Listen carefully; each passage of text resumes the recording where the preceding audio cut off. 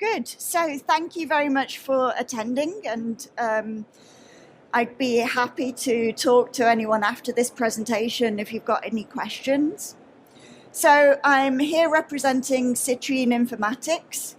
Citrine started 11 years ago as a spin-out of Stanford University and has been working on the area of machine learning for materials and chemicals since then. And we've built up a lot of experience about how it works, how it doesn't work, and we've put that into our AI SaaS platform to help people to make the best use of that. So I don't think I need to go over the fact that machine learning is working, it's being successful, it's being used by many large companies. A couple of articles recently about increasing revenues by 30% or developing materials that really push the thresholds on properties. And if we think about the technology hype cycle, then this is where we are now. If you get on board now, you are not an early adopter. You're in the early majority. And we've learned over the last 11 years about how to help large enterprises and organizations to roll out AI across many different teams. And that, of course, is a change management process, just like adopting any other technology. So people start off by being aware of machine learning and AI. They start to think that, yes, there could be benefits to this, but then you have to be careful not to be distracted by the data lake of distraction. We've seen some organizations and companies think that getting AI data ready in a big data lake is the thing that you have to do first. And it's not. That's putting the cart before the horse. Instead, you can think about what value you want to get as a business or organization. Start a small project that will help to inform which material properties that you're really interested in. And then you can invest in getting that data good. Once that project is going, you can roll on. So the other thing to be careful of is falling into the black hole of DIY. So some companies see their first success in a project, get all enthusiastic. Perhaps they've got a small team of people who have seen open source machine learning models. They want to, it's cool, it's interesting, let's put it all together and start using that. But eventually they find out that they're not a software company, that they don't know how to make the information secure, that it's not scalable across their organization, and that these lovely geeky people don't know how to make software that's usable. So then a company might get repeated success. They have got a few different projects, perhaps in different topic areas, that's really working. And again, they get all enthusiastic. And they start to think, right, let's let everybody use this tool. But just like when I put a bowl of fruit on the dining table and hope that my teenage son will take it from it, that just doesn't work. Making it freely, openly available to everyone and then just leaving it there, that's not going to work. You need to remember that it's a change management process, and you need to work with people that understand that and can help guide that process. So then there's various steps, including socialization and using it in multiple sites, perhaps in your business unit in France as well as in Brazil. And then it becomes the new normal. So if we think about that, what do we need out of an AI platform to make sure that we can get that broad use? So first of all, it needs to work with the data that you already have so that you can start getting value from it straight away. You also need it to be scalable, so that when you're bringing different business units together to use the same platform, that it's able to do that. And of course, it needs to be usable.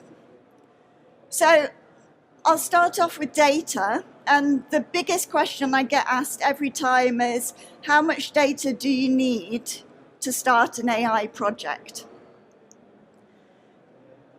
AI projects have been started with no data.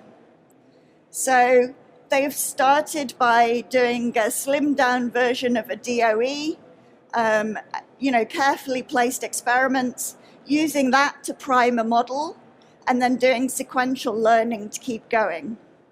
Other companies have started with 30 data points. The thing that's important is that you've got an AI platform that can work with small, sparse data. You've got an AI platform that uses the knowledge in the room as well as the data in the spreadsheets. You've got a team of people with great knowledge in your head. You need a platform that can use that knowledge, couple it with the data to get you the machine learning results. So, usability. We actually had a customer that admitted to using the AI platform in a jacuzzi on his phone while on holiday. You need to have a platform that's so usable, that's fun to play around and see whether you can improve the model, that people are doing it from a jacuzzi on holiday. If we can enable researchers to directly use a no-code platform, then you're cutting out the middleman. You're making sure that they can quickly iterate and that they have ownership of what they're doing. AI is all about finding connections between inputs and outputs. And I truly believe that this is a tool that's going to help propel us forward in terms of our understanding of material science. So make sure that any platform you use highlights what those connections are that the machine learning model is using. And then lastly, scalability. So there's some sort of prerequisites that every platform should have. Information security, make sure that they've got some kind of accreditation, regular updates and a view into the future, authorization systems so that the people that should have the data get the data, project management. But this is the most important bit. It's about joining data easily. As a material scientist, you might start off not quite understanding that this property is actually important for your project. And you don't want to have the hassle of trying to redo an entire data table to get that in.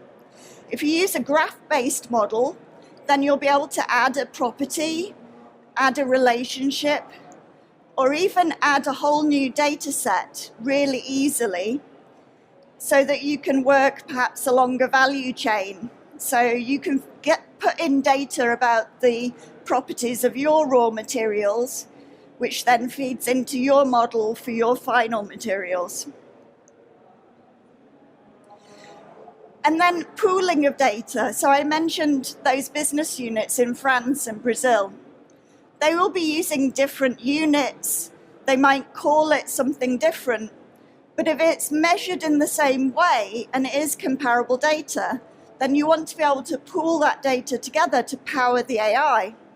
So you need to be able to define a common vocabulary that joins this together. And then also, you need to be able to record all the different conditions and parameters around your experiment. If it's not repeatable by your colleague, if you can't say, okay, it was measured in exactly the same way and I know all about it, then you're not going to be able to trust that data. So you need to be able to represent that data as a material history with all the rich information and then give that information into the AI. And we find that this is used by companies when they have business units in different places, or perhaps a research organization with different units in different universities, it's great that they can pool their data and accelerate their research. So to sum up, 3 things to look for when you're trying to evaluate an AI platform to work with. Make sure that it works with the data that you already have so that you can get going immediately. Make sure it's usable and fun, and make sure it's scalable so that once you've decided that it's great and it's giving you value, you can let everyone use it. Thank you.